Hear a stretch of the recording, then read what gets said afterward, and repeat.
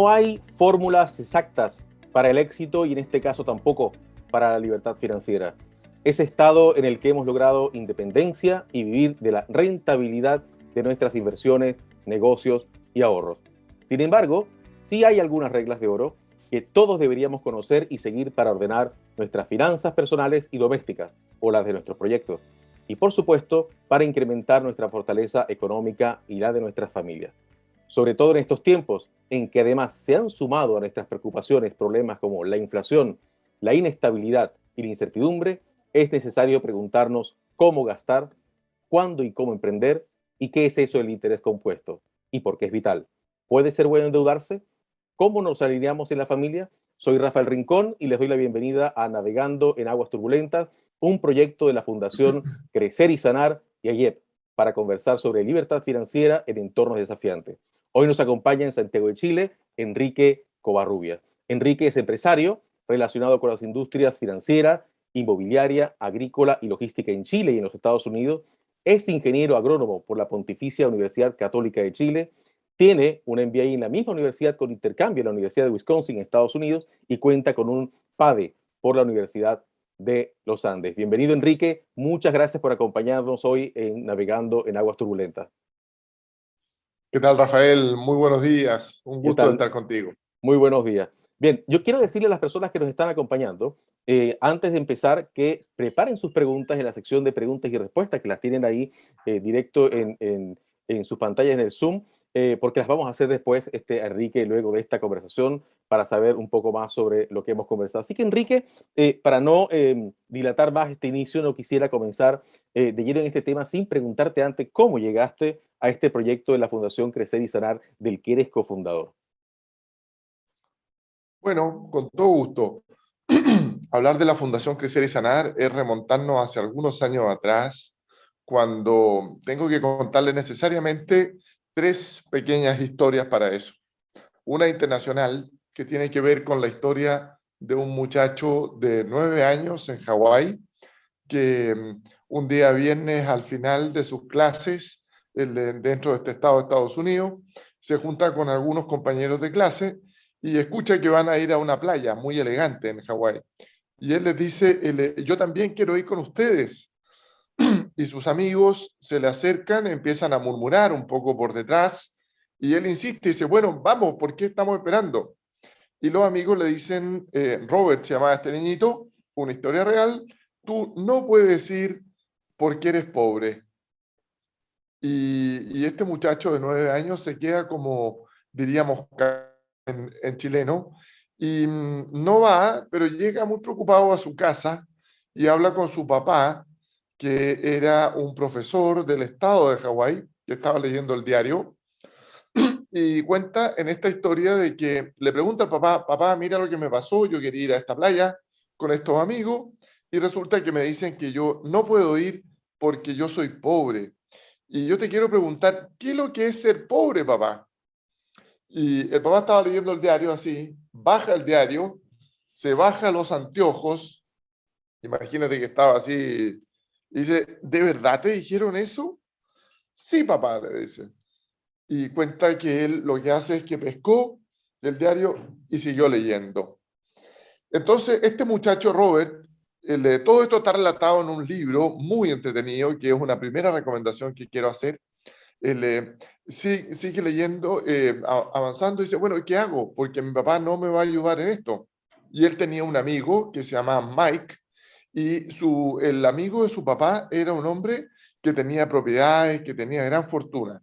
Y él decide a esa edad pedirle ayuda a su amigo para que su papá le explique cómo no ser pobre y en concreto cómo poder ser rico. Ese fue un libro que me marcó, se llama Padre Rico, Padre Pobre y cuenta la historia del protagonista, que es Robert Kiyosaki. Si tienen la oportunidad de leerlo, descargarlo, vale la pena. Está escrito en el formato de novela y es muy entretenido. Eso fue una primera aproximación al mundo de la educación financiera. ¿Por qué es tan importante? Ahora, para responder tu pregunta en concreto de la fundación, Rafael, eso tenemos que también contarte que hace algunos años atrás, un, un tío de mi señora, que era uno de los menores de una familia grande de 8 hermanos, decidió pedirle a su papá su herencia en vida. Y dijo, bueno, yo quiero recibirlo ahora, no quiero esperar a que el papá o la mamá se mueran para tenerlo. Y después de conversarlo bastante, los papás decidieron dársela a este muchacho que tenía poco más de 30 años. No se demoró mucho él en empezar a gastar lo que había recibido, darse la gran vida, pero no pasaron mucho tiempo hasta que volvió a una situación bastante fuerte de pobreza, quizá un poco más incluso de lo que él había alguna vez imaginado, de lo que se podía llegar. Em, y dijo, pero ¿cómo? Si yo llegué a tener tanto, tenía holgura para todo, y hoy día estoy en una situación de crisis bastante fuerte. En paralelo, eso nos hizo ver sobre la importancia del tema de la educación financiera. No basta con haber recibido mucho, si tienes la suerte de unos pocos, sino que en el fondo hay reglas sobre este tema que la aborda la educación financiera. Y la segunda historia que tiene que ver con que la Fundación Crecer y Sanar tiene este brazo de educación financiera del cual vamos a hablar hoy día, pero también tiene un segundo brazo que es lo que es salud mental. Y tiene que ver con que una de las hijas de este mismo tío, a nosotros con mi señora nos tocó ayudarla más bien, en que pudiera terminar su universidad. Ella estudiaba psicología en la Católica Silva Enríquez y fue una alegría enorme acompañarla hasta que finalmente se tituló. Y agarramos vuelo y dijimos, bueno, ¿por qué no ayudar a alguien más en este tema de los estudios que a nosotros nos ha servido tanto? Y la hermana menor de ella no había terminado segundo medio, entonces nos juntamos con esta chiquilla, que Verónica, y la entusiasmamos para que hiciera un 2 años en uno, o sea, hacer tercero y cuarto medio en un solo año. Tengo recuerdo que nos juntamos un día a comer y, y fue muy atractivo porque ella se notó muy entusiasmada de que lo iba a hacer, de que lo iba a lograr y que iba a partir, esto era diciembre, y en marzo entonces se iba a matricular para partir. Bueno, quedamos todos muy contentos con la idea, con los planes, las notas que había que lograr, las exigencias que se iban a plantear y la motivación. Y por ahí, por principios de febrero, nos llega un llamado de que Verónica había tomado la decisión de suicidarse.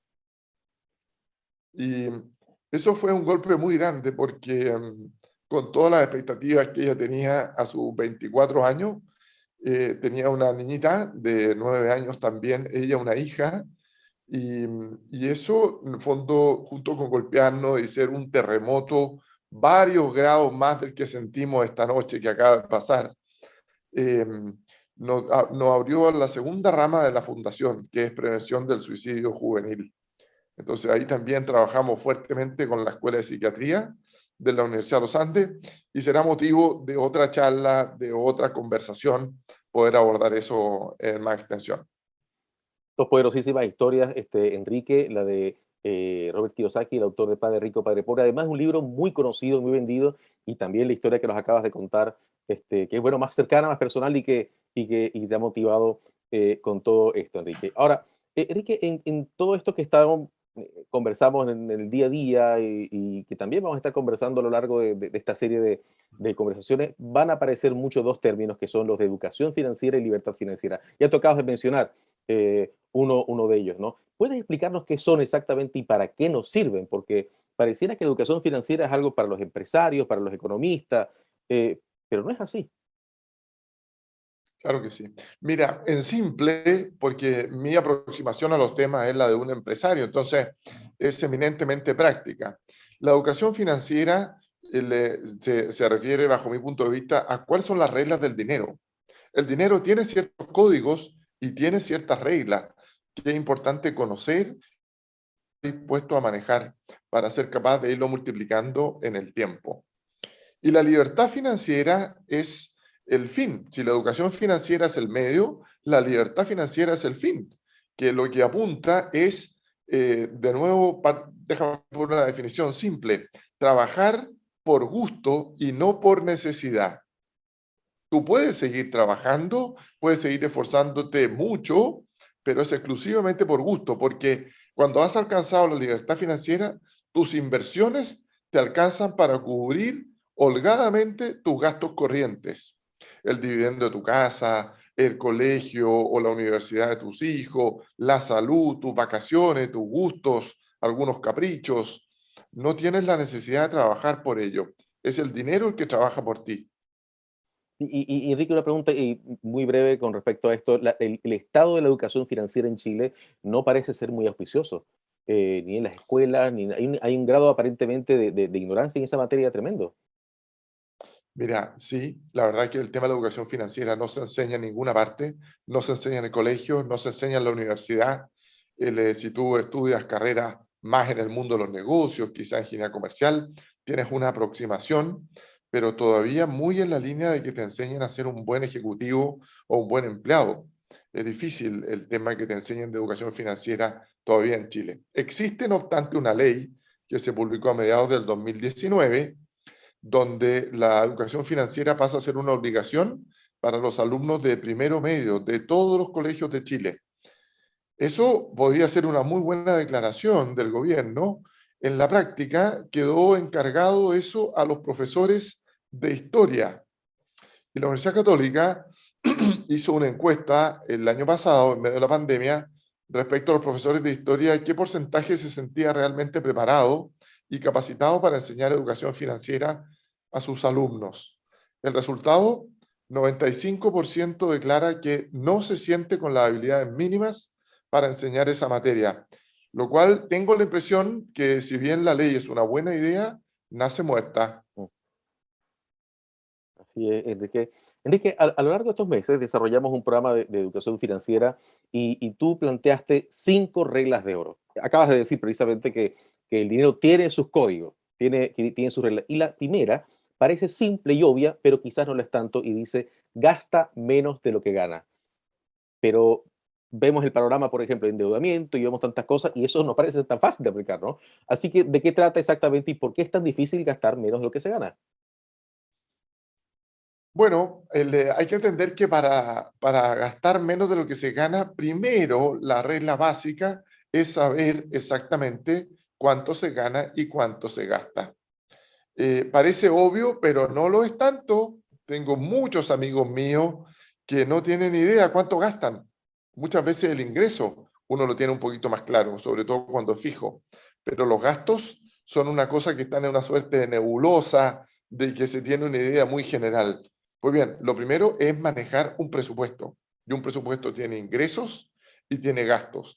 Y en ese gasto la invitación es a poner todo, la ida al cine, ese almuerzo que quisiste hacer, los gastos que ya conversábamos de salud, de educación, de transporte, de ayuda, todo el detalle para entender exactamente primero dónde estamos parados. Esa es la primera regla. Entender, bueno, cuál es mi situación hoy. Lo segundo tiene que ver con una mirada hacia el futuro. Bueno, dado que yo sé dónde estoy hoy, ¿qué pasa hacia adelante? ¿Qué es lo que yo quisiera lograr? ¿Qué ingresos necesito para aproximarme hacia este camino y en cuánto tiempo? ¿Y qué tengo que hacer con los gastos? Y es muy difícil el tema porque exige mucha disciplina.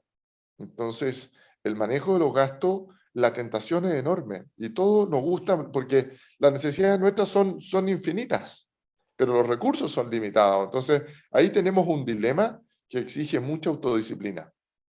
Y una pregunta, Enrique, porque fíjate que acabas de dar una cosa muy sencilla, el presupuesto, llevar un presupuesto. ¿Qué consejo práctico das para mantener esa disciplina y llegarlo? De llevarlo, perdón.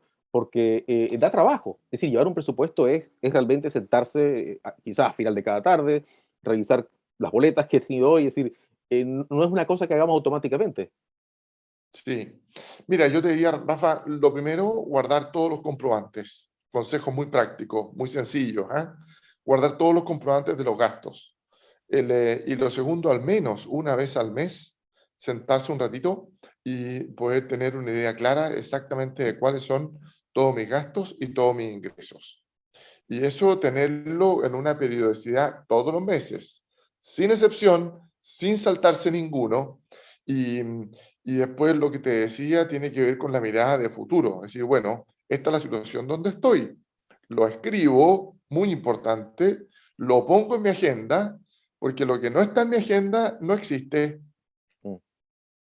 Así es, Enrique. Y Enrique, la segunda regla, fíjate que dices, trata de empezar con un negocio lo antes posible. Esto nos parece tan intuitivo porque quienes nos acompañan hoy quizás van a haber escuchado en algún momento que uno tiene que emprender cuando tenga más experiencia o cuando tenga un buen capital, o acaso después de trabajar muchos años para alguna empresa o para alguien y así usar un negocio propio como forma de independencia para el retiro, pero tú dices que hay que hacerlo lo antes posible.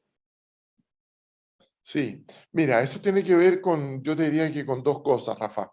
El primero es que en la medida que van pasando los años, el ser humano tiende a irse poniendo cada vez más averso al riesgo.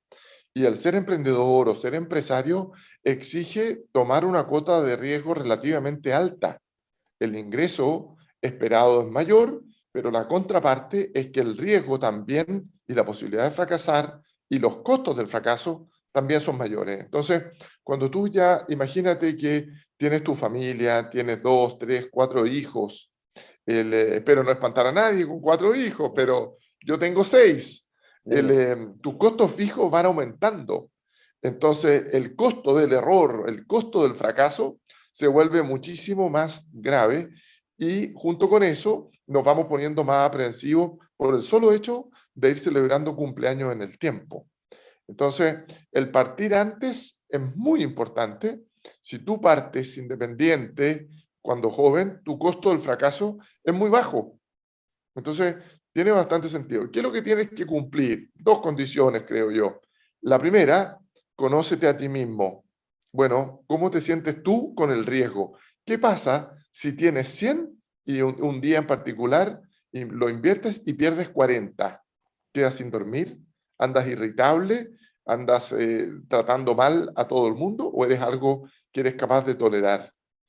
Y eso tiene que ver con conocer cómo te manejas tú con respecto al riesgo. Y lo segundo tiene que ver con adquirir los conocimientos básicos de educación financiera. Todos los negocios tienen ciertas reglas de ingresos, de gastos, de balance, de saber leer un balance, de entender los principios básicos de contabilidad, de entender un poco lo que son cuentas por cobrar, cuentas por pagar. Hay algo de educación financiera que yo también recomendaría conocerlo, manejarlo antes de emprender. Enrique, te voy a hacer una pequeña pregunta sobre el riesgo, porque normalmente hay un discurso, un poco, sobre todo en el mundo del emprendimiento, el emprendimiento joven, y dice, hay que arriesgarse, hay que tomar los riesgos y todo lo demás, pero empieza a formarse una especie de cultura como de, por lo menos una impresión, que tenga una especie de cultura que hay que tomar riesgos porque sí, siempre tomar riesgos es bueno. Mira, los grandes empresarios o los exitosos han tomado grandes riesgos, pero uno mira, cuando mira su historia, son riesgos muy calculados. ¿Qué recomiendas tú para ese equilibrio entre efectivamente el que hay que tomar riesgos, pero no es así, es decir, esa forma racional y calculada de tomar riesgos? Sí, yo te diría que el riesgo es lo segundo que uno debe mirar, no es lo primero. En la mirada del emprendedor o del empresario, lo primero es la rentabilidad. Es decir, ¿cuánto voy a ganar? ¿Cuánto me va a aportar este negocio? ¿Cuánto es lo que yo puedo lograr? Y luego de eso, ¿cómo acoto el riesgo lo más posible? Porque el riesgo es algo que nadie quiere.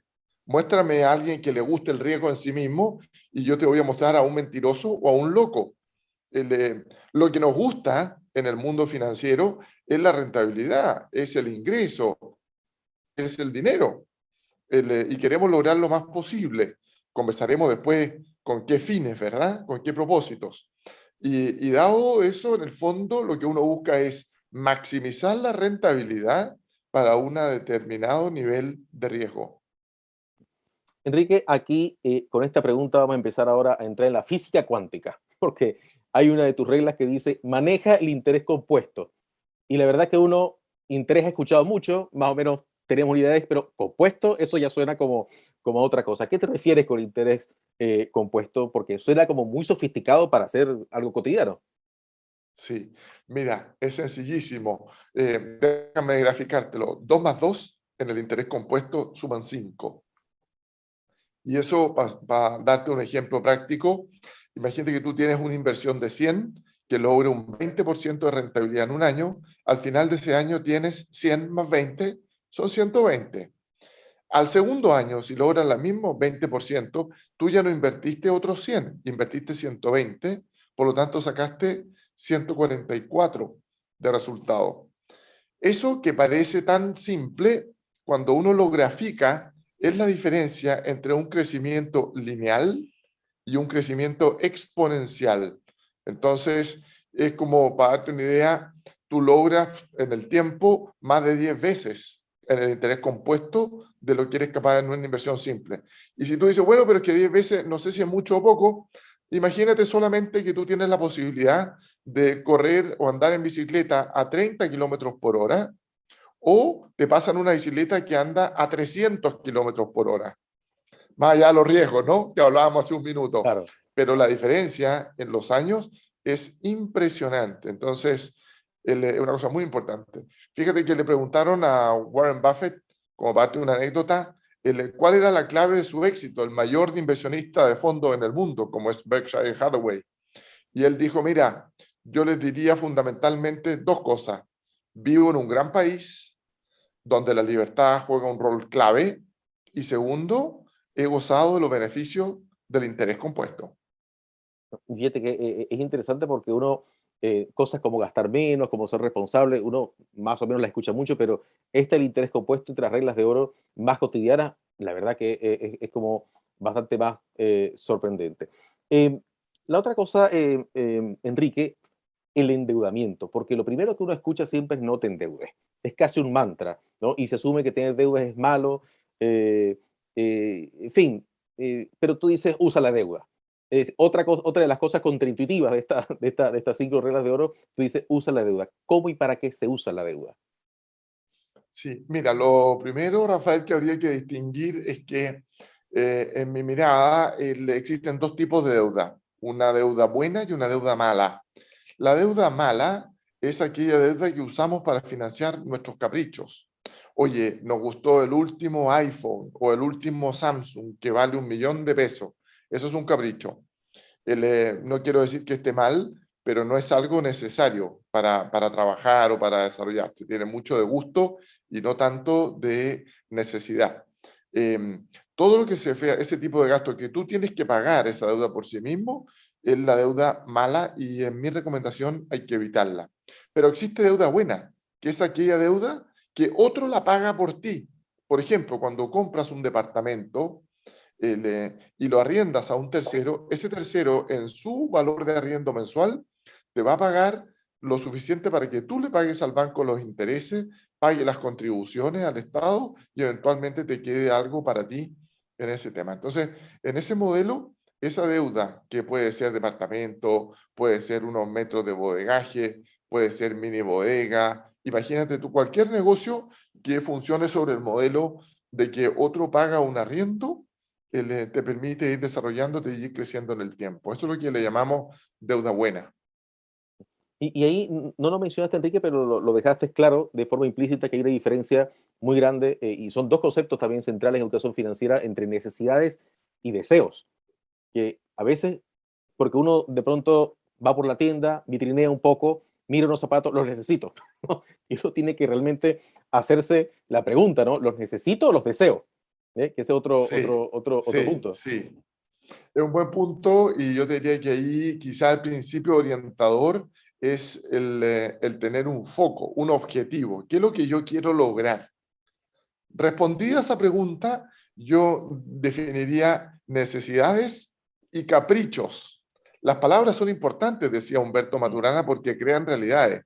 Y cuando tú, más que deseos, porque el deseo puede ser algo bueno, pero si tú le pones capricho, el Capricho. capricho tiene un sesgo un poquito negativo. Entonces tú digas, bueno, me voy a consentir en un capricho, esto me va a afectar mi educación financiera, me va a alejar a mi objetivo de lograr la libertad financiera.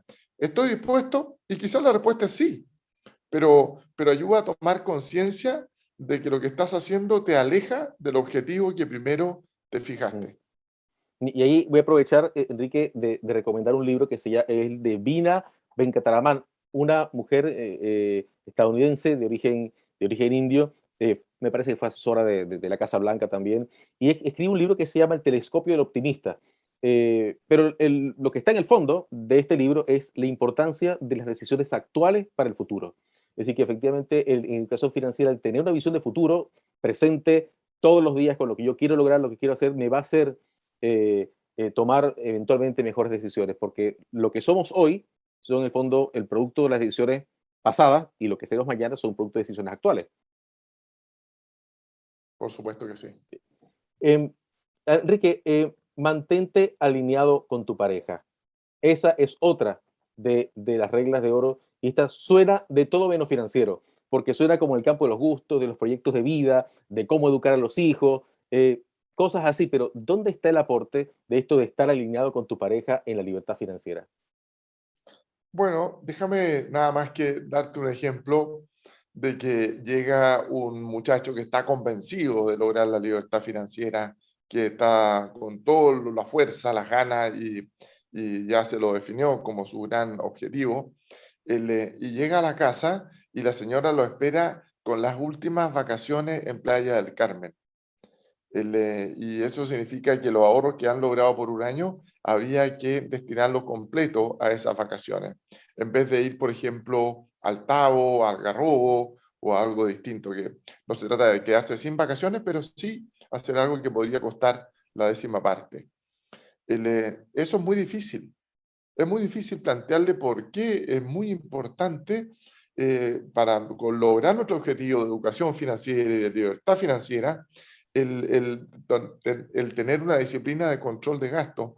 Si él o ella está pensando en darse la mayor cantidad de gustos o caprichos posibles. Entonces, hay un frente interno que es muy importante acordar y ver si en verdad es lo que queremos juntos, porque de otra manera vaya a tener permanentemente a un crítico dentro de la casa y las probabilidades de éxito cuando eso ocurre son muy bajas.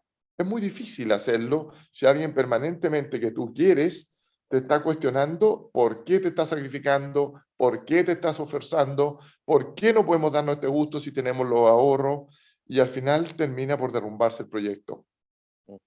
Sí. Les recuerdo a las personas que nos están acompañando que pueden poner sus preguntas en la sección de preguntas y respuestas para que se las hagamos a Enrique al final, que ya estamos casi terminando con esta conversación.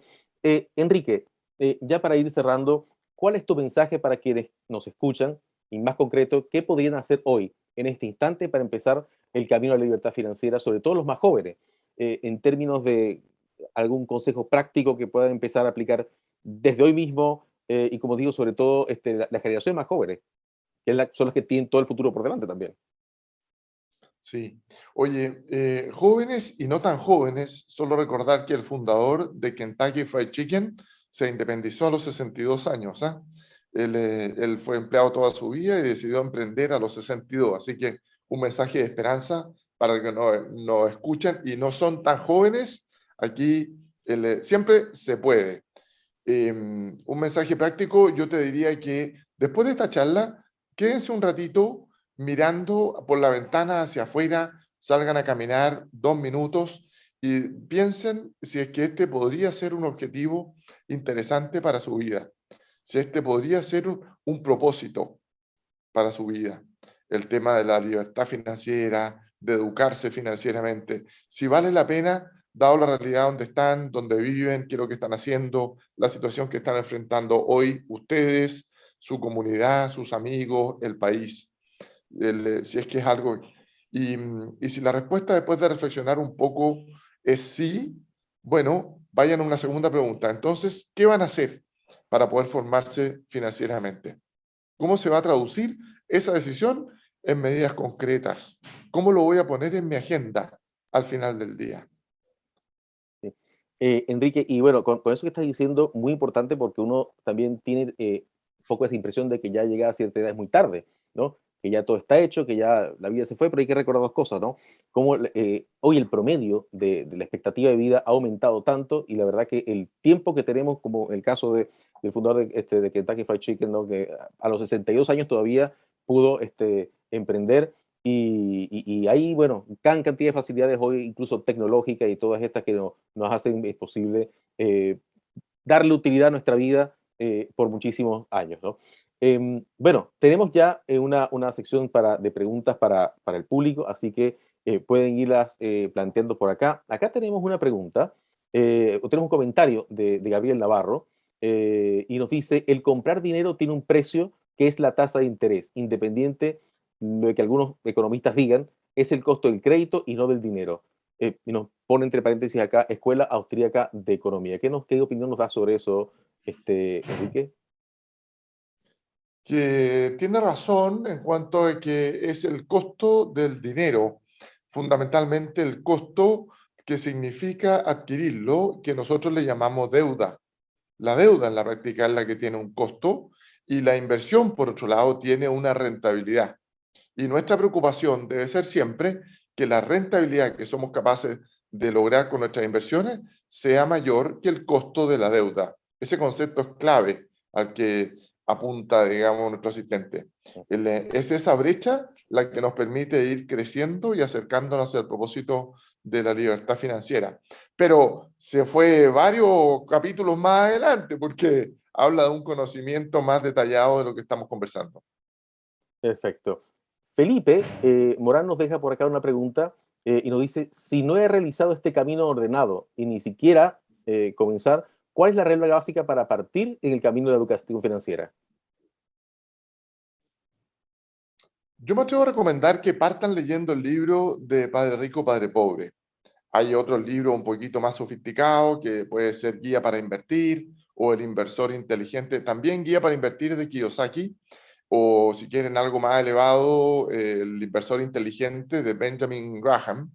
Eh, pero partir entendiendo y conociendo historias de gente que ya lo hizo, cómo lo hizo, por qué lo hizo.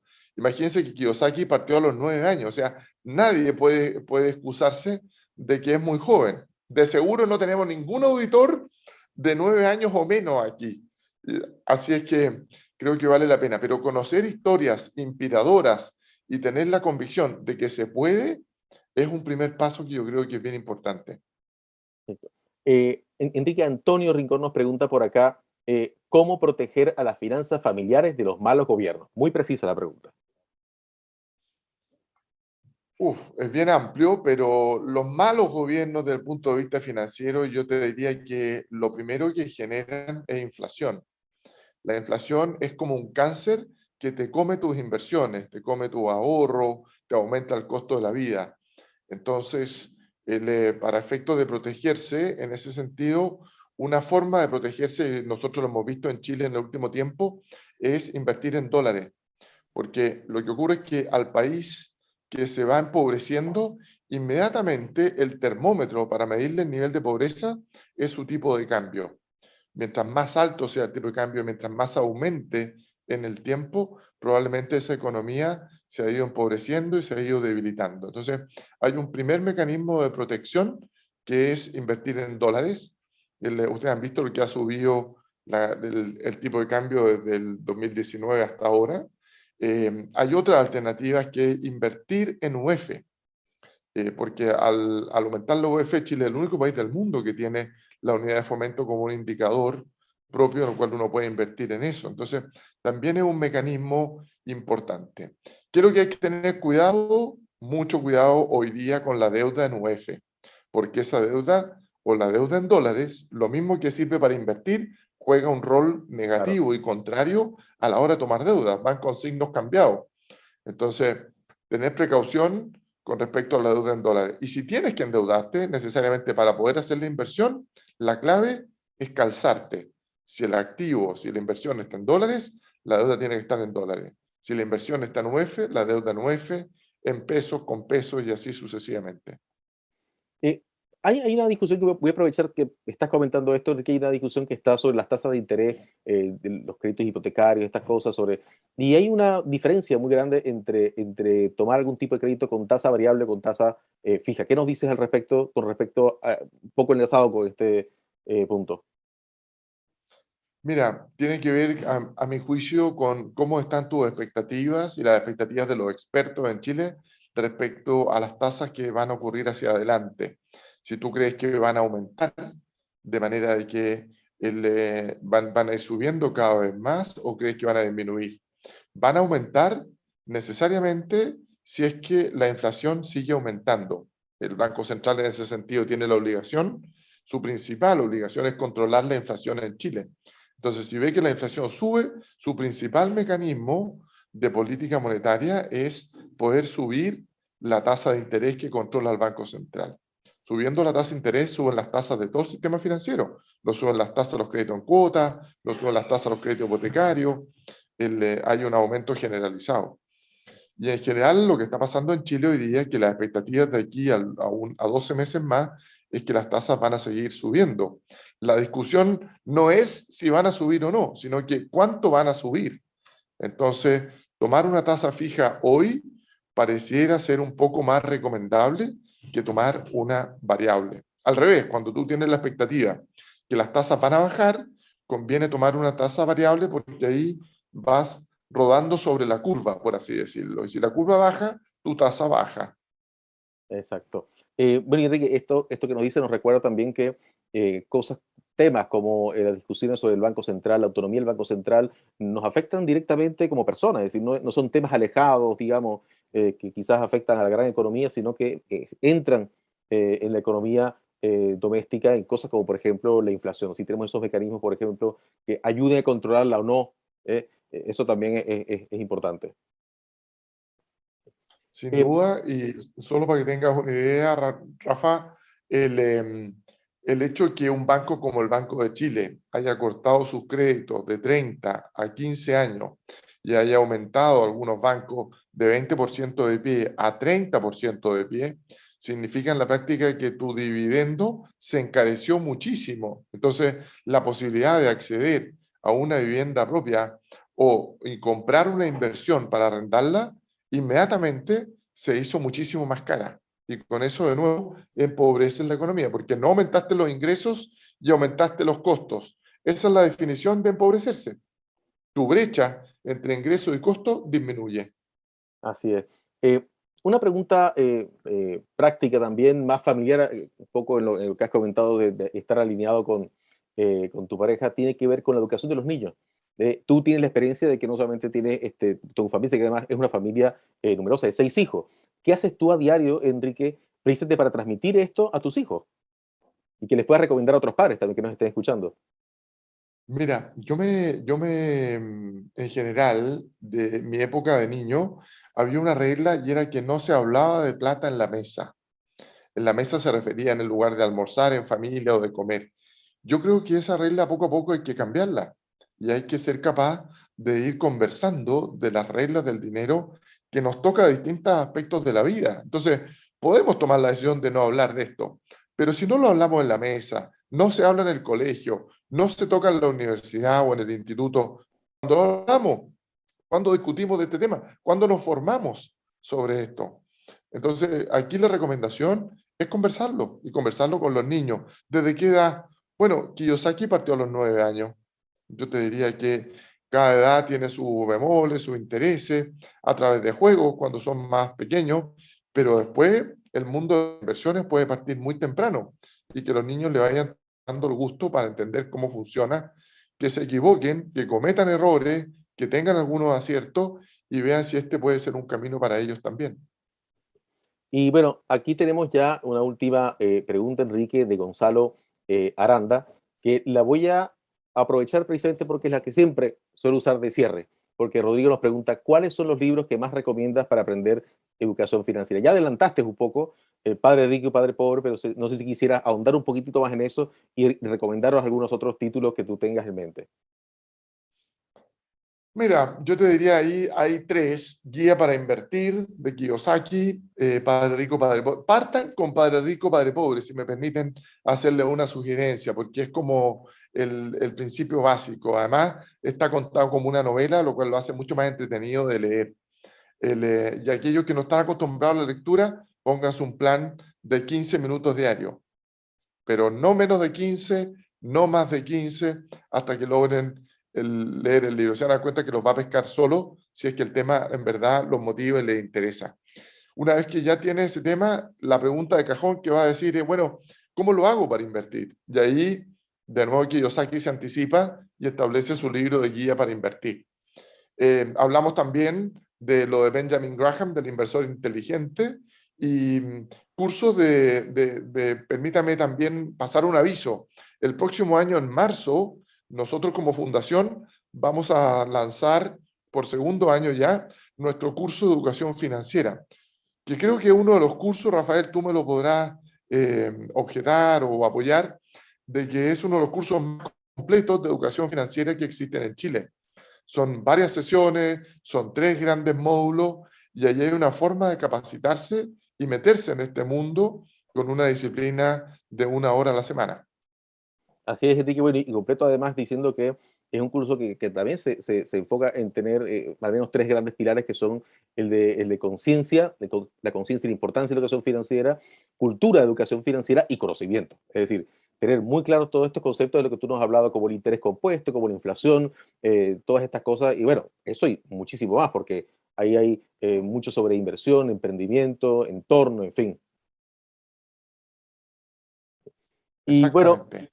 sí, bueno, Enrique, hemos llegado al final de esta conversación muy interesante con este cierre con las recomendaciones de libros.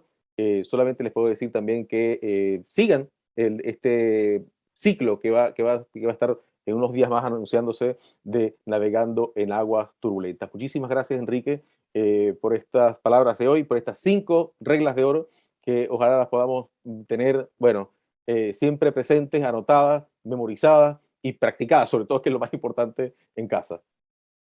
De todas maneras, permíteme un mensaje final. Eh, Varias preguntas van sobre el sitio web de la Fundación. La Fundación tiene algo más de 1 año, lo estamos creando, quedamos con ese compromiso. Me encanta que lo pregunten porque nos ratifica que es fundamental tenerlo. Así es que de aquí y a pocos meses más ya vamos a tener nuestro sitio web como Fundación Crecer y Sanar. Solo un mensaje final. La libertad y la educación financiera se puede y vale la pena. Hay mucha alegría ahí al final del camino. Así es. Muchísimas gracias y muchísimas gracias también a todos los que nos han acompañado en esta conversación de hoy. Muchas gracias también por sus preguntas y nos vemos en la próxima vez.